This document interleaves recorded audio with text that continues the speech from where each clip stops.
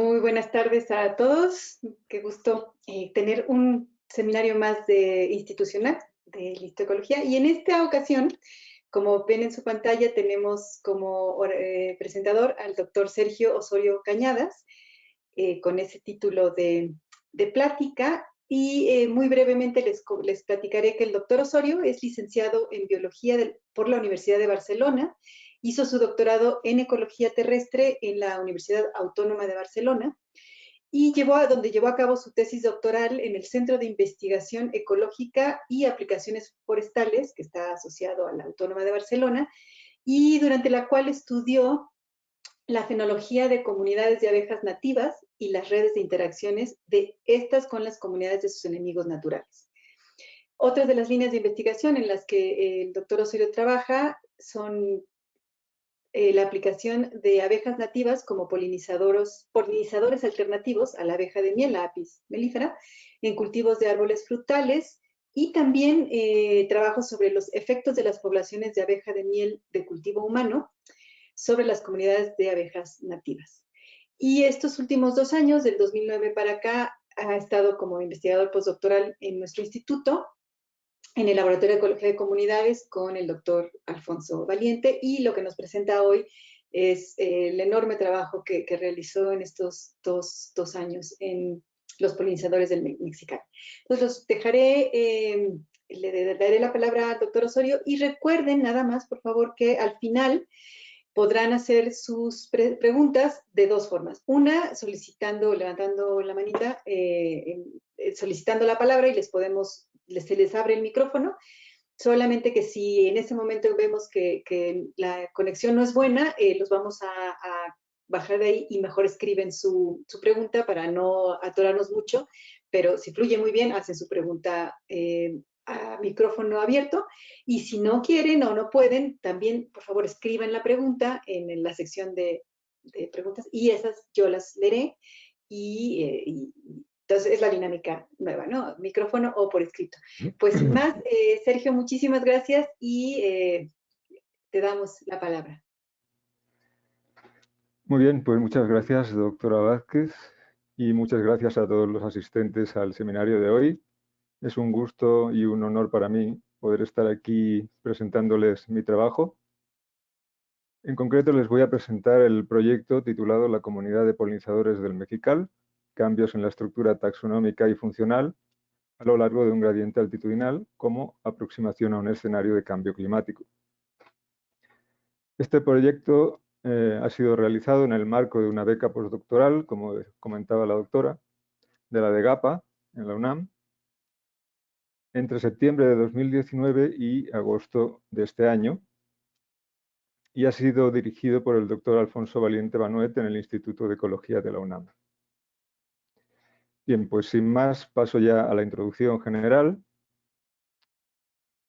Y para empezar me gustaría presentar cuál es nuestro bioma de estudio, es decir, qué es el mexical.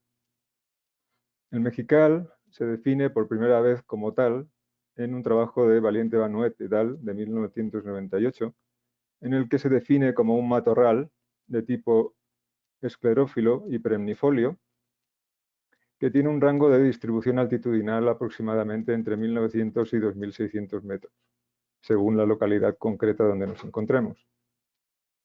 Este tipo de matorral ocurre en las pendientes de sotavento de los principales sistemas montañosos de México. Perdón. Bajo clima tropical. En este mapa tienen mostrado en color rojo la distribución del mexical en la República Mexicana. Pero ¿qué aspecto tiene el mexical? ¿Cómo se ve en el campo? Bueno, pues les muestro un par de fotos de qué aspecto general tiene. Este, por ejemplo, es el mexical de Puebla, en la zona de Tehuacán, a 2000 metros de altitud.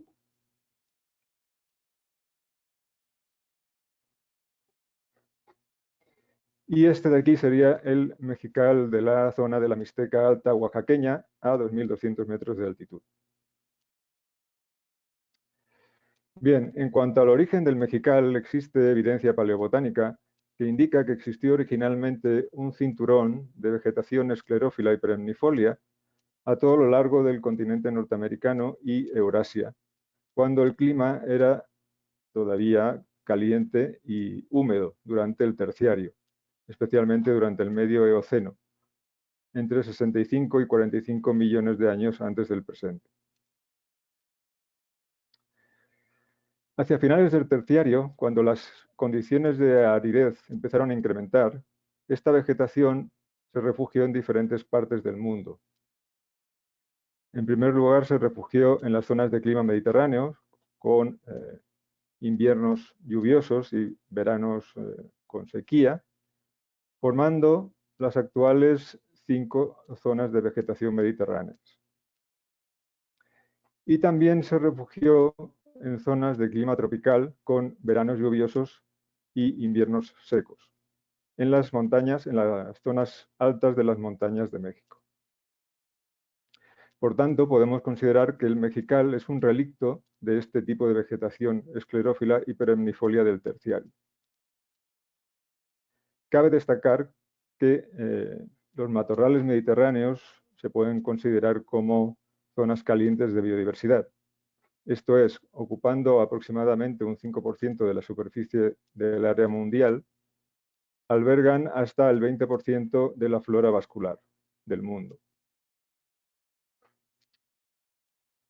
Como evidencias de este, digamos, origen común, el mexical comparte géneros e incluso las mismas especies y una gran cantidad de rasgos morfofisiológicos con las 5 regiones de matorral mediterráneo del mundo.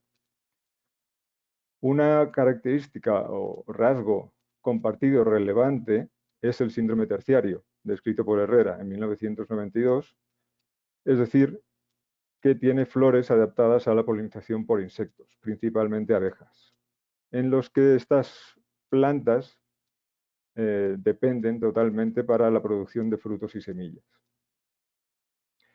El mexical es uno de los biomas menos estudiados de México, especialmente, esto es verdad en términos de sus polinizadores, que son completamente desconocidos. Otro aspecto importante cuando hablamos del mexical es cómo podría reaccionar este tipo de vegetación frente al incremento de temperatura asociado al cambio climático global. Dado que el mexical ocupa las partes altas o incluso las cimas de las montañas, este tipo de vegetación probablemente será muy afectado por el incremento de las temperaturas. Frente a este incremento de temperaturas, el mexical tenderá a desplazar su distribución altitudinal hacia cotas más altas, buscando temperaturas más suaves. En este proceso, eventualmente alcanzará las cimas de las montañas y si la temperatura sigue incrementando, dado que ya ocupa la cima de las montañas, no podrá desplazar más su distribución altitudinal y por tanto tendrá que adaptarse necesariamente, tendrá que adaptar su fisiología a estas condiciones de temperatura más altas o eventualmente comenzará a declinar hasta su probable desaparición. Por otro lado, también cabe preguntarse, en este sentido, cómo reaccionarán los polinizadores del mexical al incremento de temperaturas asociado al cambio climático global. En este sentido, existen diferentes respuestas de las poblaciones animales al calentamiento global. En primer lugar, podemos considerar las migraciones de las poblaciones a nivel latitudinal o altitudinal, intentando reseguir sus condiciones climáticas más favorables. Por otro lado, podemos también citar la plasticidad fenotípica o la adaptación, y si ninguno de estos mecanismos es efectivo, probablemente va a comenzar a haber una pérdida de abundancia de las poblaciones, de las comunidades de abejas y polinizadores en general, que podría llevar a su eventual extinción. Respecto a cómo estudiamos el cambio climático, se ha visto que los gradientes elevacionales constituyen un modelo ideal para predecir los posibles efectos del cambio climático. Y esto porque nos proporcionan un cambio gradual pero pronunciado de las condiciones climáticas, especialmente de la temperatura, a lo largo de un espacio geográfico relativamente pequeño. Y además nos permiten entender mejor respuestas ecológicas a largo plazo, como la aclimatación, la adaptación o el recambio de especies en la comunidad. ¿Y qué podemos decir en cuanto a los patrones que se han estudiado a lo largo de gradientes altitudinales en el caso de los polinizadores? Bueno, pues se ha visto que hay cambios tanto en la estructura como en la composición de las comunidades y también en los rasgos morfológicos, en la composición de rasgos morfológicos relacionados con la temperatura. Se ha visto que en comunidades de abejas, en general, tanto la riqueza como la abundancia tienden a disminuir cuanto mayor la altitud, como muestran estratigráficas del trabajo de Joyce et al. 2012. En comparación, se sabe mucho menos acerca de cómo cambian los rasgos funcionales relacionados con la temperatura a lo largo de los gradientes climáticos. En este sentido, uno de los principales retos de la ecología a nivel histórico y en el presente ha sido y es comprender las causas de la variación morfológica de los organismos a lo largo de los gradientes climáticos.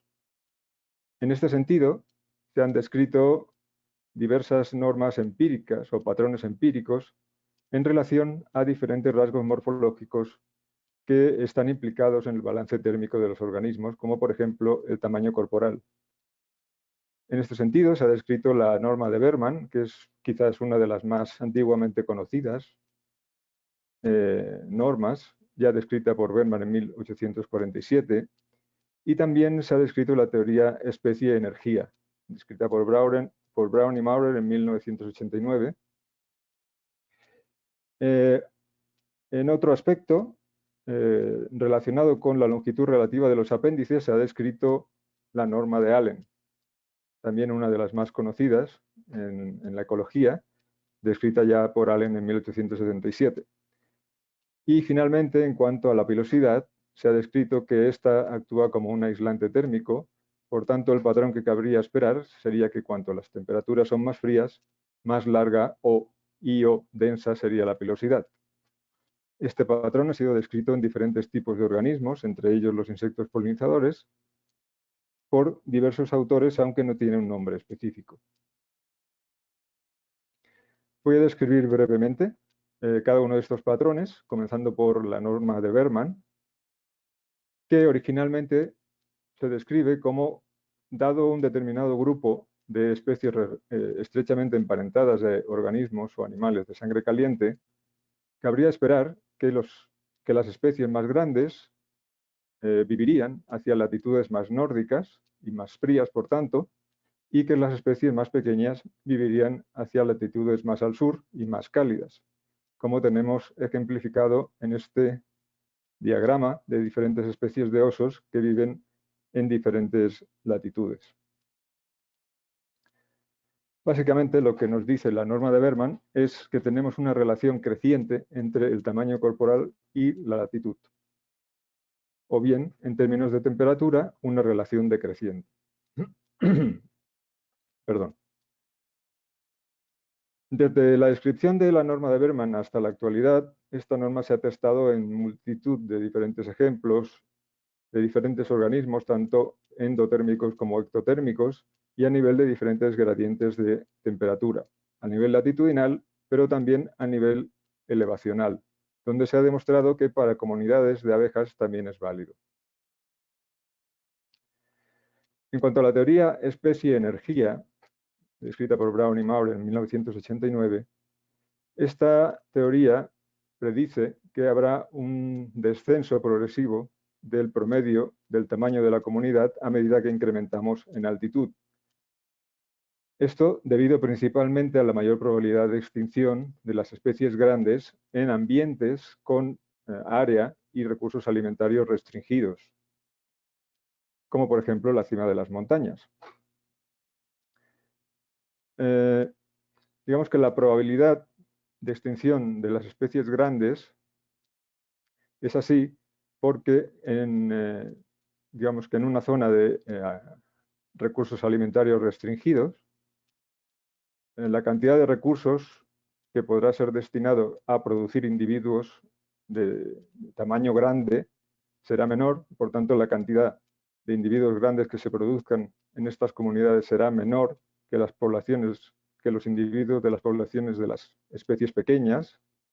Por tanto, las poblaciones de las especies grandes serán más pequeñas, y como la probabilidad de extinción de una especie es mayor cuanto menor es la población de esa especie, las especies grandes serán las que tendrán mayor probabilidad de extinción. Esto visto en forma de un histograma de diferentes clases de tamaño, se ve como un efecto de filtrado de las especies más grandes hacia mayores cotas de altitud, como describen Claassen et al. En su trabajo de 2017. Resumiéndolo en un gráfico, lo que nos dice esta teoría es que el tamaño promedio de la población disminuirá conforme aumente la elevación. En cuanto a la norma de Allen, lo que nos dice es que el tamaño relativo de los apéndices disminuirá conforme aumente la latitud, o en términos de temperatura, encontraremos una relación creciente entre el tamaño relativo de los apéndices y la temperatura.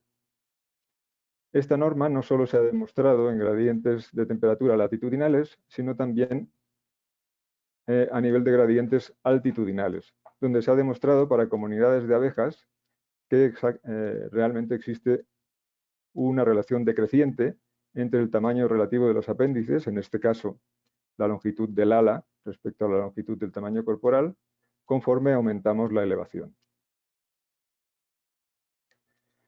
Y finalmente, en cuanto a la pilosidad, se ha descrito que ésta crea una capa de aislamiento que mitiga la pérdida convectiva de calor corporal, jugando por tanto un papel esencial en la termorregulación de los organismos. En este caso, el patrón esperado sería un incremento de la longitud o la densidad de la pilosidad conforme incrementamos la latitud, o una relación decreciente entre la longitud o la densidad de la pilosidad conforme aumenta la temperatura. También se ha demostrado que esta norma no solo funciona a nivel latitudinal, sino también a nivel altitudinal. En este caso, tenemos, para el caso de una comunidad de abejas también, cómo la longitud de la pilosidad aumenta conforme aumenta la elevación. Este es un trabajo de Peters et al. De 2016. Bien, pues dada toda esta información, escogimos como modelo de estudio un gradiente altitudinal a lo largo del Mejical y nos planteamos los siguientes objetivos generales. Describir la apifauna del Mejical, en primer lugar. Estudiar los cambios en la estructura, riqueza y abundancia y la composición de las comunidades de abejas a lo largo del gradiente altitudinal del Mejical.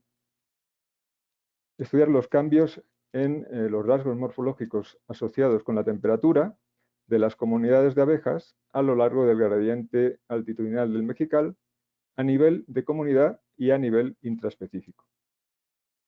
Y finalmente, a partir de nuestros resultados, intentaremos predecir cuáles serían los posibles efectos del incremento de temperaturas asociados al cambio climático en la comunidad de abejas del Mejical.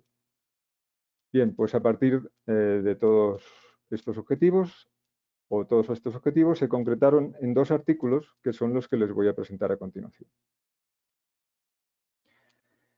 En primer lugar, les quiero presentar el artículo titulado Cambios en la estructura y composición de las comunidades de abejas de un matorral de tipo mejical a lo largo de su gradiente de elevación. Este es un trabajo que ha sido publicado recientemente en la revista PLOS ONE.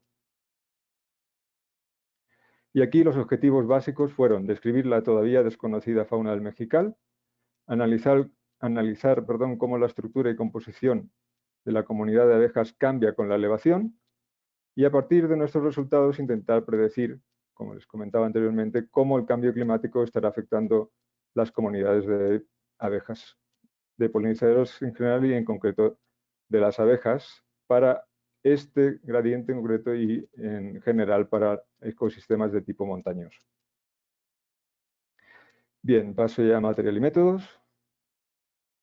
Para tratar de responder estos objetivos, escogimos una zona de matorral de tipo mejical en la Mixteca Alta de Oaxaca, que lo tienen señalado aquí con este cuadro. En esta zona encontramos mejical distribuido entre 1.850 metros y 2.500 metros de altitud. Y decidimos hacer un diseño categórico de la elevación, definiendo 3 alturas o 3 categorías de altitud. Categoría baja, alrededor de 1.850 metros, categoría media, alrededor de 2.100 metros y categoría alta, entre 2.400 y 2.500 metros. Para cada una de estas categorías de altitud se escogieron 6 sitios o 6 réplicas de cada una de estas categorías, 6 en el caso de la categoría baja y media y 7 en el caso de la categoría alta, lo cual hace un total de 19 sitios. Estos sitios distaban entre sí un mínimo de 500 metros para asegurar la independencia estadística de las comunidades de abejas. Bien, en este mapa de altitudes, donde los colores rojos representan más altitud y los colores azules representan menos altitud, represento los 19 sitios de muestreo. Como puntos rojos están mostrados los puntos de la categoría alta, como puntos naranjas está representada la categoría media y los puntos verdes representan la categoría baja. Bien, como método de muestreo utilizamos las llamadas en inglés pan traps o bowl traps, en español traducimos como platos trampa. Estos platos trampa son simplemente platos de plástico, normalmente, que se pintan de unos determinados colores que ya están estandarizados, que son el color azul, amarillo y blanco. Normalmente se utilizan colores reflejantes del ultravioleta, como nosotros utilizamos para el color azul y el color amarillo. En el caso del blanco fue blanco brillante. Cada grupo de un plato de cada color se conoce como estación. Y para cada sitio de muestreo colocamos 6 estaciones a lo largo de 2 líneas, separadas entre sí por unos 15 metros. Las estaciones dentro de cada línea también distaban unos 15 metros entre sí y los platos dentro de cada estación distaban entre 3 y 5 metros dependiendo de las circunstancias particulares de cada sitio de muestreo. El funcionamiento de estos platos trampas es relativamente sencillo. Digamos que los platos se llenan hasta la mitad con agua, que tiene disuelto un poco de jabón para romper la tensión superficial del agua, y los platos entonces se disponían en el campo. Cuando los insectos llegaban atraídos por el color, confundiéndolos con flores, estos caían al agua y se hundían inmediatamente al estar rota la tensión superficial y ahí quedaban atrapados. Estos platos se disponían en el campo durante 24 horas. Aquí tenemos un ejemplo de una estación con sus 3 platos, cada uno de un color. Y aquí tenemos el resultado de tener activo el plato con el agua jabonosa durante 24 horas. Y con un poco de suerte obteníamos bastante muestra en general, como podemos ver en este ejemplo. Esta muestra, a cabo de las 24 horas, se recogía con un colador y se trasvasaba a botes con alcohol de 70 grados para su conservación hasta su posterior estudio en laboratorio. Una vez recogida la muestra, los platos se retiraban hasta su nueva puesta. En nuestro caso se realizaron 3 de estos muestreos, uno en septiembre y octubre, otro en octubre de 2019 y otro en enero de 2020. Además de los platos trampa, realizamos transectos fotográficos para contabilizar el número de flores. Estos transectos consistían en digamos, tirar 2 cuerdas a lo largo de la línea de platos de 20 metros. Las cuerdas tenían 20 metros y ayudándonos con un cuadrante de superficie conocida, íbamos poniendo y fotografiando metro cuadrado a metro cuadrado a lo largo de esos 20 metros de cada una de las 2 cuerdas, con lo cual acabábamos con 40 metros cuadrados de fotografías del sustrato floral. Estas fotografías posteriormente se procesaban en el laboratorio, se contabilizaban, se identificaban primero el número de especies o morfoespecies de flores y después se contabilizaba el número de flores para cada una de estas especies. Y se realizaron también 3 muestreos coincidiendo con los muestreos de platos, es decir, septiembre-octubre de 2019 y enero de 2020. Bien, a partir de estos muestreos obtuvimos las siguientes variables. La riqueza, abundancia y composición de la comunidad de abejas, a partir del muestreo de los platos. La riqueza de especies de flores y la densidad de flores, es decir, la abundancia por superficie de flores a partir de los transcriptos de flores. Estas 5 variables estuvieron compuestas por la suma de los 3 muestreos realizados. Y por otra parte también medimos la temperatura y precipitación anual medias. Esos datos los obtuvimos a partir de capas de información GIS del Atlas Climático Digital de México desarrollado por el Centro de Ciencias de la Atmósfera de la UNAM. Y a partir de estas variables se realizaron 3 análisis estadísticos. En primer lugar, realizamos un primer análisis con las variables respuestas, con todas las variables respuestas que les he mostrado, excepto la variable composición de la abundancia de abejas, que es una variable matricial, para el cual utilizamos otro análisis. Y todas estas variables respuestas se ponían en relación a la variable explicativa elevación. Y se realizaba un análisis de tipo GLS controlando para la autocorrelación espacial. El segundo de los análisis estadísticos teníamos como variables respuestas la riqueza de abejas y la abundancia de abejas, y cada una de estas 2 variables se puso en relación con las 4 variables de flores y climatológicas. Con todas las, digamos, posibles combinaciones de estas 4 variables, se construyeron modelos lineales y se hizo un proceso de selección de modelos basados en el AIC corregido. Posteriormente, cuando se escogió el mejor modelo, se controlaba para su correlación autoespacial. Finalmente, en el tercer análisis estadístico se ponía en relación la variable matricial que les comentaba anteriormente, la composición de la comunidad de abejas, frente a las variables explicativas elevación, por un lado, y por otro lado, las 4 variables de flores y climatológicas.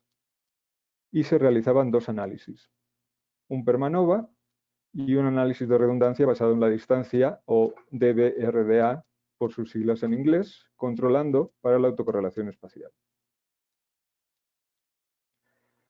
Bien, paso ya a los resultados. En primer lugar, me gustaría decir que se hizo la primera descripción de la apifauna del Mexical. Se recogieron 1.726 especímenes en total, 226 de los cuales correspondieron a la abeja de la miel, Apis mellifera, y 1.502 individuos correspondieron a abejas nativas o solitarias. Estas se separaron en 62 especies o morfoespecies, de las cuales 27 correspondieron a la familia Apide, 18 a la familia Lictide, 9 a la familia Andrénide, 7 a la familia Megachilide y 1 a la familia Coletide.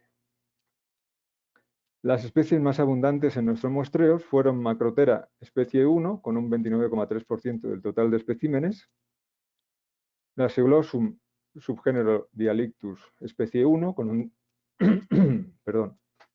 con un 18,6%, la Seulosum, subgénero la Seulosum, especie 1, con un 16,4%. Bien, en cuanto al resultado del primero de los análisis, en el eje de las Is tienen las variables respuestas, en el eje de las X tienen la variable categoría de elevación. A la izquierda tienen la categoría baja, a continuación la media, y en la parte de la derecha tienen la categoría alta. Como podemos ver, para la riqueza de abejas obtuvimos un patrón decreciente con la altitud, mientras que para la abundancia de abejas no obtuvimos ningún patrón significativo. Para la temperatura anual promedio también obtuvimos un claro patrón decreciente con la altitud, mientras que para la variable precipitación anual media obtuvimos un patrón en U, en el cual el valor mínimo estuvo en la categoría media y el valor máximo en la categoría alta. Y finalmente, para la riqueza de especies de flores, obtuvimos un patrón creciente con la altitud, en este caso, y para la densidad de flores no obtuvimos ningún patrón significativo. Bien, en cuanto a los resultados del análisis 2, obtuvimos que para la riqueza de abejas, el mejor modelo explicativo fue el que contenía únicamente la variable temperatura, mientras que para la abundancia de abejas, el mejor modelo obtenido fue el que contenía únicamente la variable explicativa densidad de flores. Y para el análisis estadístico 3, cuando poníamos en relación la variable composición de la comunidad de abejas frente a únicamente la elevación, esta resultó significativa tanto en el Permanova como en el DBRDA. Esto se ve mucho más claramente en este gráfico, el tipo es un análisis NMDS, en el que se puede ver cómo se separan bastante claramente las áreas que unen los puntos de cada una de las tres categorías de altitud: alta en color rojo, media en color naranja y baja en color verde. Cuando poníamos en relación la variable composición de la comunidad frente a las 4 variables de flores y climatológicas, obtuvimos que únicamente resultaron significativas las variables temperatura media anual y densidad de flores, tanto en el Permanova como en el DBRDA. Y pasando ya a la discusión, uno de nuestros resultados destacados fue que obtuvimos un patrón diferente para la variable riqueza de abejas y abundancia de abejas a lo largo del gradiente altitudinal, mientras que en la mayoría de trabajos se ha encontrado que el patrón de estas dos variables es paralelo.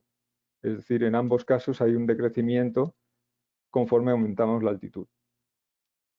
En nuestro caso, hipotetizamos que las variables climatológicas y particularmente la temperatura podrían estar jugando un papel diferencial en ambos casos.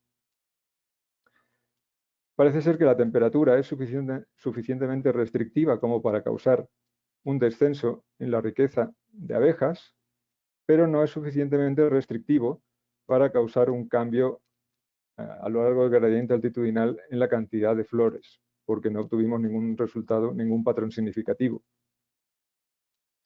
Sin embargo, sí obtuvimos una relación entre la abundancia de abejas y la densidad de flores, una relación positiva. Dado que no obtuvimos ninguna relación, ningún patrón, para el caso de la densidad de flores a lo largo del gradiente de elevación, es lógico que si existe una relación positiva entre ambas, tampoco obtuviéramos ninguna relación significativa para la abundancia de abejas.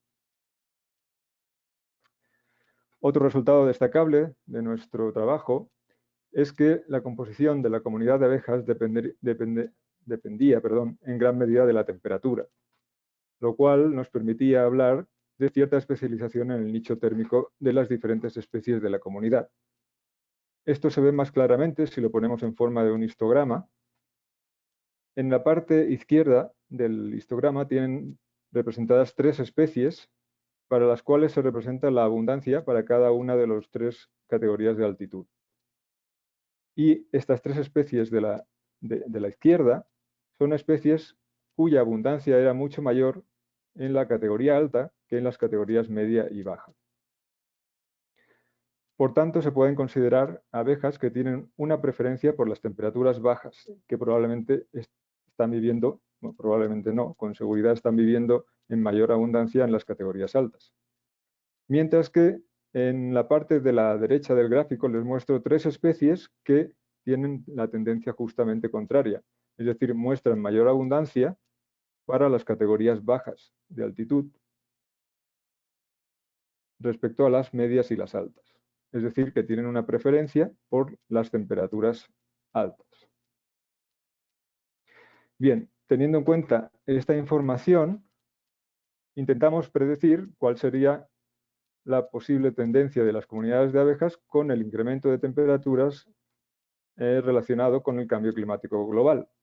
Por ejemplo, para la riqueza de abejas, esperamos que las especies que están adaptadas o tienen cierta preferencia a vivir en las partes altas y por tanto están adaptadas a temperaturas más frías, este incremento de temperaturas supondrá que, dado que ya no pueden hacer ninguna migración altitudinal porque ocupan las partes más altas de las montañas, tendrán que adaptarse fisiológicamente a estas nuevas condiciones de temperatura más alta, o bien si no son capaces de hacerlo probablemente se extinguirán. Respecto a las abejas que están adaptadas a vivir a condiciones de temperatura más altas, es decir, que ocupan estratos más bajos de la montaña, estas todavía tienen cierto margen para desplazarse altitudinalmente buscando temperaturas más suaves y eventualmente llegarán a la cima de las montañas. Si esto es así, aunque estaríamos perdiendo quizás algunas de las abejas adaptadas a las temperaturas frías, estas se verían compensadas por diferentes especies de abejas que estarían migrando de las partes más bajas a las partes altas. Y por lo tanto esperamos un incremento neto en la riqueza de abejas para elevaciones altas. En cuanto a cómo afectaría el incremento de temperaturas a la abundancia de abejas, podemos recordar que encontramos una relación positiva entre la abundancia de abejas y la abundancia de flores o densidad de flores. Sabiendo que el matorral de tipo mexical está compuesto fundamentalmente por especies vegetales de tipo C3, de fisiología C3, esclerófilas y perennifolias, podemos deducir que serán vulnerables al incremento de temperaturas y el estrés hídrico. Esto probablemente cause un efecto negativo en la fisiología de estas plantas que acabará redundando en un descenso en la cantidad de flores. Y este descenso en la cantidad de flores seguramente acabará redundando en un descenso general de la abundancia de abejas a nivel de todas las altitudes del gradiente de elevación. Finalmente, ¿cómo afectará la temperatura a la composición de la comunidad de abejas? Bien, si definimos un estado actual de la composición de la comunidad para los tres estratos o categorías de elevación, que sería este que les muestro, de partida, podemos intentar hipotetizar cuál sería su futuro más o menos inmediato. En el caso de las categorías bajas, podemos empezar a ver cómo bajan la abundancia de cada una de las especies de estas comunidades bajas, en parte debido a ese descenso general de flores que hemos comentado, y en parte a que algunas de estas especies comienzan a migrar hacia categorías medias y altas.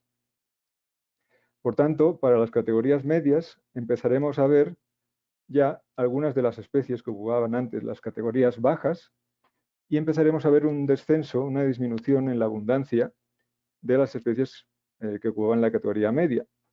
En parte porque algunas de estas especies empiezan a migrar también ya hacia la parte superior de las montañas. Por tanto, en la parte superior de las montañas empezaremos a ver especies de la categoría baja, especies de la categoría media, y tal vez empezaremos a ver ya cómo se pierde alguna de las especies adaptadas a las categorías altas, posiblemente porque no ha logrado adaptar su fisiología a este incremento de temperaturas.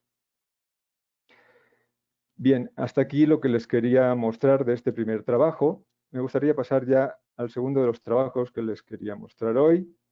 Este trabajo se titula Cambios en los rasgos morfológicos a nivel de comunidad e intraespecíficos a lo largo de un gradiente de elevación de un matorral de tipo mexical. Este es un trabajo que se ha enviado recientemente a la revista Oikos. En cuanto a los objetivos de este trabajo, fueron básicamente estudiar los cambios en los rasgos morfológicos asociados a la temperatura de las especies de abejas a lo largo del gradiente elevacional a nivel de comunidad. Y como segundo objetivo, estudiar la variación intraespecífica de los rasgos morfológicos asociados con la temperatura en las especies de abejas que estaban presentes a lo largo del gradiente altitudinal completo. ¿Vale? Bien, pasando ya a material y métodos. En este caso, usamos los individuos de la colección de abejas recopilados en los muestreos que se hicieron para el primer artículo. Los rasgos morfológicos medidos fueron el tamaño corporal, medido como distancia intertegular, o ITD por sus siglas en inglés, que sería esta dimensión de aquí, la anchura del tórax, básicamente, que se ha demostrado que es un buen estimador del peso seco de las abejas.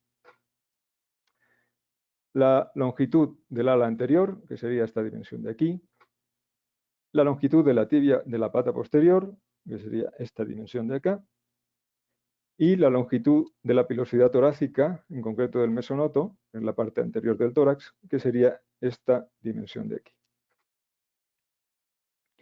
Posteriormente dividimos cada una de estas dimensiones por el tamaño corporal, o ITD, para obtener la longitud relativa tanto del ala anterior como de la tibia como de la pilosidad.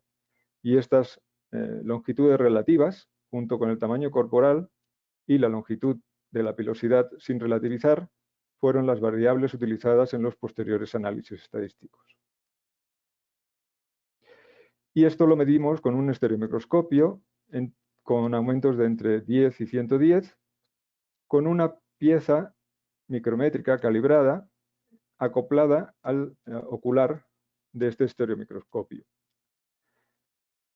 Este micrómetro permitía medir en unidades estándares las dimensiones medidas sobre el insecto y posteriormente estas unidades estándares se podían pasar a milímetros gracias a un portacalibrado.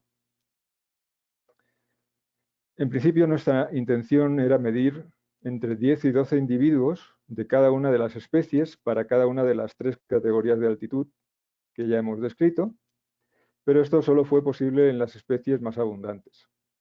En total se midieron estas 4 dimensiones descritas para 411 individuos de 55 especies de abejas, exclusivamente hembras, solo trabajamos con hembras. En total global, esto supuso 2.428 mediciones.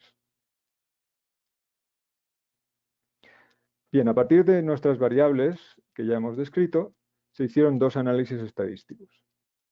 El primero a nivel de comunidad, utilizando como variables respuestas 2 métricos de la variabilidad funcional de la comunidad.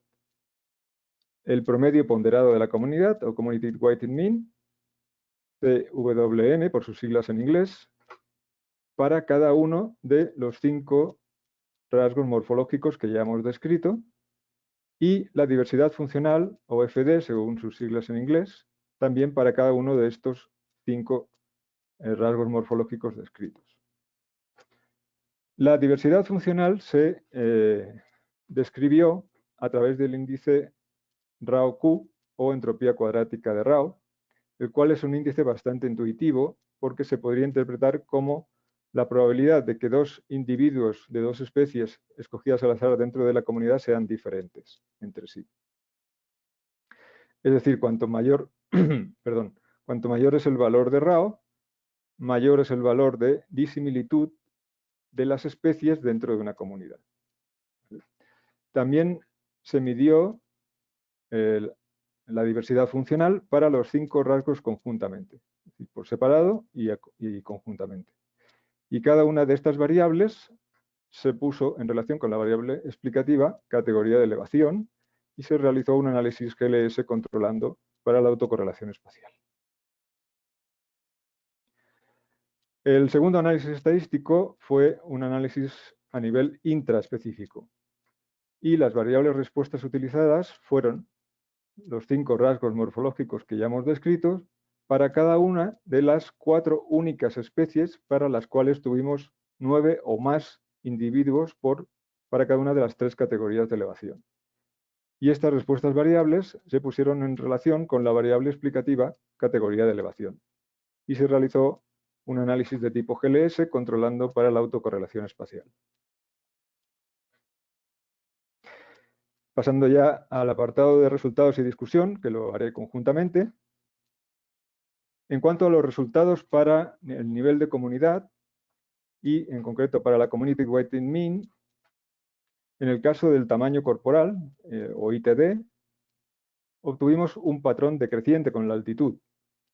Esto es consistente con la teoría especies-energía. Si recordamos, otra manera de, digamos, graficar esta teoría era mediante histogramas de clases de altitud en los cuales veíamos un filtrado progresivo de las categorías grandes hacia mayores altitudes. Si realizábamos un análisis de densidad, para nuestros datos, para las categorías baja, media y alta, veíamos cómo efectivamente las categorías de tamaño corporal medias y altas se daban en las categorías de elevación baja y media, pero desaparecían casi por completo en la categoría alta, lo cual es un resultado muy similar al obtenido por Claassen et al. En su trabajo de 2017. Bien, en cuanto a la longitud relativa de la tibia, obteníamos un patrón creciente con la altitud, lo cual, en principio, sería contrario con lo que cabría esperar según la norma de Allen. En este caso, podemos hipotetizar que este patrón creciente parece no estar relacionado con la temperatura, sino con algún tipo de crecimiento alométrico. En cuanto a la longitud de la pilosidad, sin relativizar, encontrábamos que teníamos valores más altos para las categorías medias que para las categorías altas, lo cual en principio es contrario a lo esperado, contrario al patrón esperado, considerando un papel de la pilosidad como aislante térmico. Sin embargo, para la longitud relativa de la pilosidad sí encontrábamos un patrón creciente con la altitud, lo cual era consistente con el patrón esperado considerando el papel de la pilosidad como aislante térmico. Bien, pasando ya al resultado a nivel de comunidad para la diversidad funcional, medida como RAO-Q, encontramos dos claros patrones decrecientes con la altitud, para el tamaño corporal y para la longitud de la pilosidad. Esto significa que las comunidades de las categorías bajas son más diversas que las comunidades para las categorías altas. Las especies de las categorías altas tienen una mayor probabilidad de parecerse entre sí. Esto hace que, por ejemplo, en un contexto de cambio climático, las categorías altas resulten más vulnerables a estos cambios de temperatura principalmente. Fundamentalmente porque la probabilidad de que alguna de las especies de estas categorías, de las comunidades de estas categorías altas, esté preadaptada para estos cambios climáticos es menor. Cuando calculábamos la diversidad funcional para los 5 rasgos morfológicos conjuntamente, no obteníamos ningún resultado significativo. Y pasando ya a los resultados a nivel intraespecífico, les muestro en primer lugar los resultados para la especie Macrotera, especie 1, que fue para la que obtuvimos una mayor cantidad de patrones significativos. Para el caso del tamaño corporal no encontramos ningún patrón significativo, pero para el caso del tamaño relativo tanto del ala anterior como de la tibia, encontramos patrones crecientes con la altitud. Nuevamente nos encontramos aquí con patrones que serían contrarios a lo que cabría esperar según la norma de Allen. Y nuevamente hipotetizamos que probablemente estos patrones no están relacionados con la temperatura, sino con algún tipo de crecimiento alométrico. Finalmente, en relación a la longitud relativa de la pilosidad, encontramos un patrón creciente con la altitud, el cual es consistente con el patrón esperado considerando el papel de la pilosidad como aislante térmico. Y en este panel les muestro las otras 3 especies estudiadas, simplemente para que vean en general que obtuvimos muy pocos patrones significativos, únicamente los 2 marcados en amarillo. Y eran patrones en U de relativamente difícil interpretación. Perdón. Probablemente la ausencia de patrones significativos estaba relacionada con la gran dispersión de los datos, como podemos ver en la barra de error estándar de los diferentes valores promedio, que en muchos de los casos era muy larga. Por tanto, había una alta dispersión de los datos. Bien, en este punto resulta útil hacer una comparación con otros trabajos que han estudiado comunidades de abejas a nivel intraespecífico para gradientes altitudinales, como el trabajo de Claassen et al. 2016, los cuales sí encuentran un patrón significativo, aunque con una pendiente bastante baja, para el tamaño corporal, es decir, un patrón de Berman, pero no encuentran ninguna significación para el caso de la variable longitud relativa del ala. Y en el caso del trabajo de Peters et al. 2016, también encuentran una relación positiva entre tamaño corporal y elevación, aunque también con una pendiente muy baja, y no encuentran, por ejemplo, ningún patrón significativo para la longitud de la pilosidad ni para la longitud relativa del ala. En este caso, cada una de estas líneas grises corresponde a una especie, y si la línea es continua, el patrón es significativo, y si es discontinuo, el patrón no es significativo. Y esto lo digo para que vean la gran cantidad de especies que presentaron un patrón no significativo. Incluso en el caso en que el patrón general, considerando el promedio de todas las especies, fue positivo, la gran mayoría de especies no presentan ningún patrón significativo.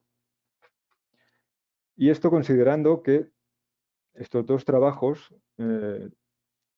utilizan gradientes altitudinales considerablemente largos. En el caso de Claassen et al., 3.700 metros de altitud, lo cual tiene asociado un incremento de temperaturas de 22 grados.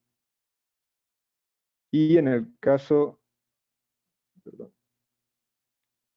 de Peters et al., tienen un gradiente de elevación de 1.400 metros con una temperatura asociada de 6,3 grados.